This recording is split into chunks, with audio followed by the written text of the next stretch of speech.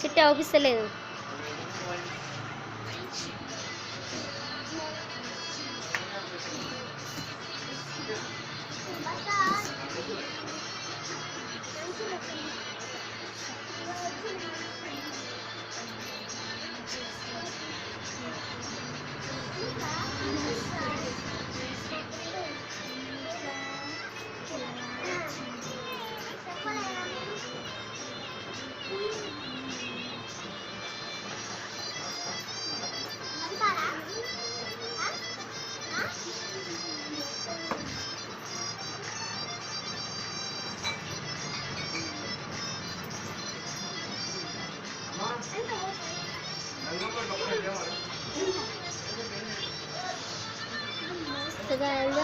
మగవాళ్ళం మస్తు గల్ల మగవాళ్ళం మస్తు